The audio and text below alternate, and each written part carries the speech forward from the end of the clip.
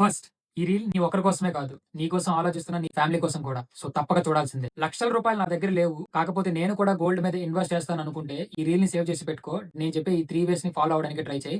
అందులో నీకు ఏది రిలయబుల్‌గా అనిపిస్తుందో దాని మీద ఇన్వెస్ట్ చేయడం స్టార్ట్ చెయి. Number 1 gold ETF. ఇది సింపుల్‌గా ఆన్‌లైన్‌లో దొరికే గోల్డ్‌లా అయితే కాదు. ఇక్కడ స్టాక్ మార్కెట్ త్రూ గోల్డ్ మీద ఇన్వెస్ట్ చేస్తాం.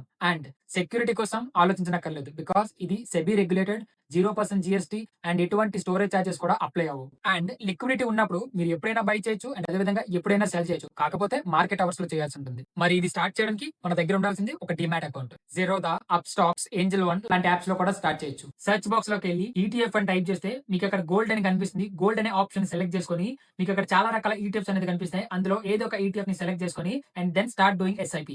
Number 2 gold mutual funds. ఇక్కడ ఎక్స్పర్ట్స్ మీ మనీని మీ తరపున గోల్డ్ రిలేటెడ్ ఈటీఎఫ్స్ మీద ఇన్వెస్ట్ చేస్తారు. మీరు జస్ట్ ఎస్ఐపి స్టార్ట్ చేయాల్సి ఉంటుంది.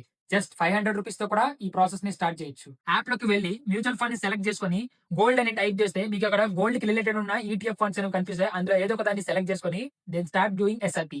కాకపోతే ఈటీఎఫ్స్ లా ఫ్రీక్వెంట్ గా బై అండ్ సెల్ చేయలేం. Number 3 digital gold. అంటే మనం ఆన్లైన్ లో గోల్డ్ కొంటాం ఫ్రమ్ ఎనీ ఫిన్టెక్ యాప్. కాకపోతే నవంబర్ 8, 2025 అంటే లాస్ట్ ఇయర్ సెబీ మనకి ఆల్రెడీ ఒక వార్నింగ్ నోట్ ని రిలీజ్ చేసింది. ఫిన్టెక్ యాప్స్ లో గోల్డ్ పర్చేస్ చేయడం ఆపేయండి అని. చూసారుగా, ఫైనల్లీ మీరు లాంగ్ టర్మ్ లో ఫ్లెక్సిబుల్ గా ఉండాలి అనుకుంటే గోల్డ్ ఈటీఎఫ్ అనేది ఒక బెస్ట్ ఆప్షన్ అని చెప్తా.